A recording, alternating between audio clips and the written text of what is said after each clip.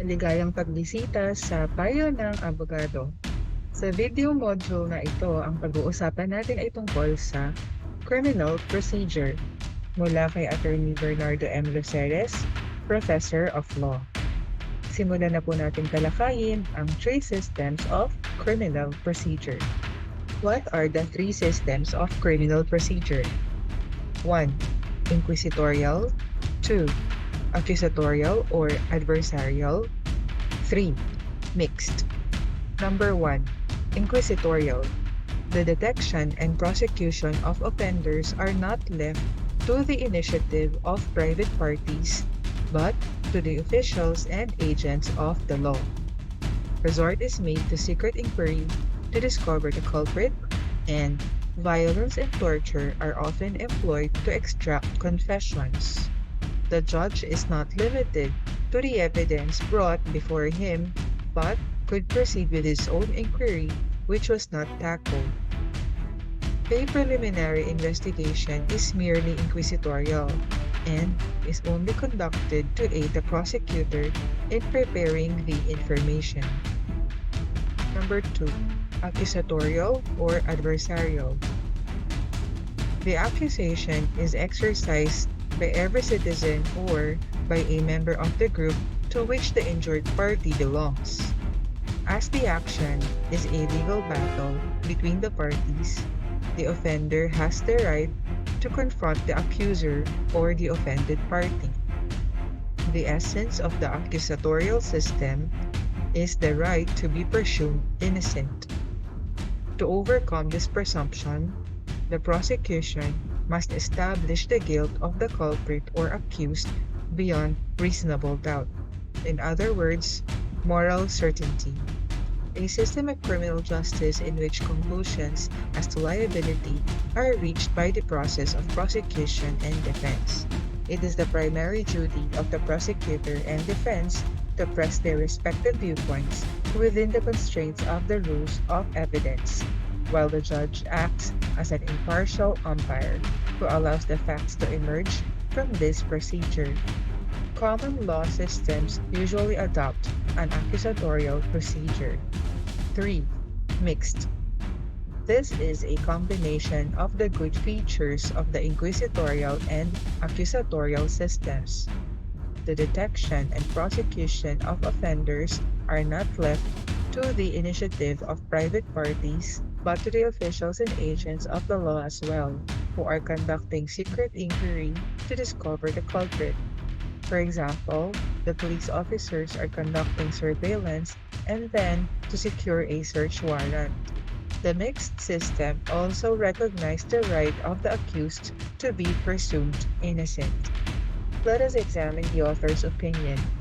The authors respectfully opine that the system of criminal procedure in the Philippines is mixed. It is because the detection and prosecution of offenders are not left to the initiative of private parties, but also to the officials and agents of the law. The Philippine National Police are conducting secret inquiry, surveillance to arrest the culprit. And after the inquiry, surveillance, and arrest of the culprit, the system of accusatorial is next, which means that trial must be conducted because the culprit is presumed innocent, and the culprit of the accused can be sentenced only of guilt if the prosecution established the guilt of the culprit or accused beyond reasonable doubt. Let us define criminal procedure.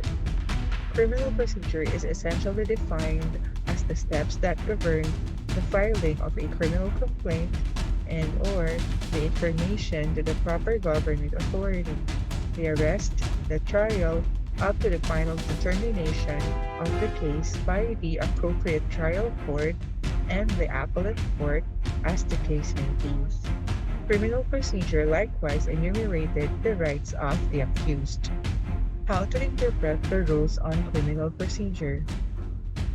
These rules shall be liberally construed in order to promote their objective of securing a just, speedy, and inexpensive disposition of every action and proceeding. In criminal cases, there are always two opposing interests: that of society, which demands that the crime be punished and that of the accused who was an absolute right to his defense. Retroactive application of the criminal procedure. The revised rules on criminal procedure must be given retroactive effect considering the well-settled rule that statutes regulating the procedure of the court will be construed as applicable to actions pending and undetermined at the time of their passage. Procedural laws are retroactive in that sense and to that extent. The retroactive application of procedural laws is not violative of any right of a person. Statutes regulating the procedure of the courts will be construed as applicable to actions pending and undetermined at the time of their passage. Procedural laws are retroactive in that sense and to that extent. The fact that procedural statutes may somehow affect the litigant's rights may not preclude their retroactive application to pending actions. The retroactive application of procedural laws is not violative of any right of a person who may feel that he is adversely affected, nor is the retroactive application of procedural statutes constitutionally objectionable. The reason is that, as a general rule, no vested right may attach to or arise from procedural laws. It has been held that a person has no vested right in any particular remedy, and a litigant cannot insist on the application to the trial of his case, whether civil or criminal, of any other than the existing rules of procedure. We have just finished this course. Let's check the next one.